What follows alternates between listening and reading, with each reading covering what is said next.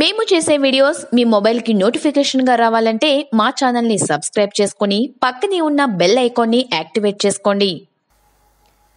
Big boss season 3కి సంబంధించిన highlights గురించి మనం ఎప్పటికప్పుడు తెలుసుకుంటూనే ఉన్నాం. అలాగే ఈ సీజన్లో ఒక స్పెషల్ లవ్ బర్డ్స్ ఉంది, అదే పునర్నవి అండ్ రాహుల్. వీళ్ళిద్దరి లవ్ ట్రాక్ వల్లే ఇంతకాలం హౌస్లో కంటిన్యూ అవుతున్నారనేది ఒక పక్క అంశం అనగా, రాహుల్కు ఉన్నటువంటి పబ్లిసిటీ కూడా దీనికి ఉదాహరణగా నిలుస్తుందని చెప్పుకోవచ్చు.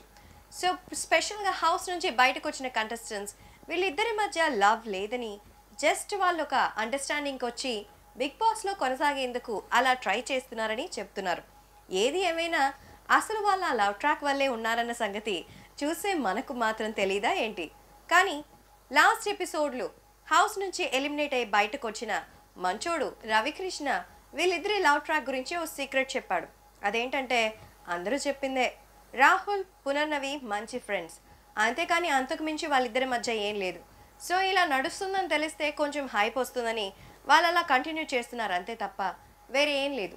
చెప్పాలంటే రాహుల్ కంటే ఎక్కువగా పునర్నవి నాతో క్లోజ్గా ఉండడం స్టార్ట్ చేసింది. ఆ తర్వాత ఎందుకో అది రాహుల్కి నచ్చలేదు. అంతే, నేను లేనప్పుడు పునర్నవితో నా గురించి ఏవేవో చెప్పాడు. అవి సాక్షాత్తు నాగార్జున గారే వీకెండ్ ఎపిసోడ్లో ప్లే చేసి చూపించడంతో అప్పుడే నాకు అర్థమైంది రాహుల్ నన్ను పునర్నవికి మధ్య చిచ్చు పెట్టడానికి ట్రై చేస్తున్నాడని. లేదంటే నాకు అలాగే పునర్నవికి మంచిగా దోస్తీ కుదిరిండేది అంటూ పునర్నవి మీద తన ఇంట్రెస్ట్ని చూపించేశాడు రవి. అంటే రవి చెప్పిన దాన్ని బట్టి రాహుల్ కంటే ఎక్కువ ఇష్టం పునర్నవికి రవికృష్ణ మీద ఉందనా? ఈ లైన్ తెలియట్లేదే.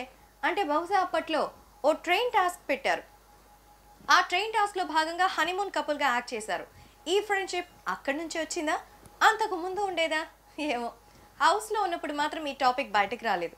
అంటే మంచోడన్న ముసుగేసుకున్నాడు కాబట్టే దీని గురించి అక్కడ ఏమి వ్యవహారం చేయలేదా?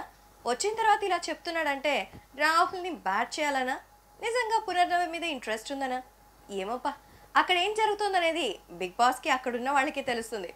చూసే మనల్ని మాత్రం మ్యాజిక్ చేసి చూపిస్తూ ఉంటారు. So let's wait and see Ravikrishna చెప్పిన ఈ మాటలు రేపు బయటకి రాబోయే వాళ్ళ గురించి ఎలా వస్తుందో చూద్దాం.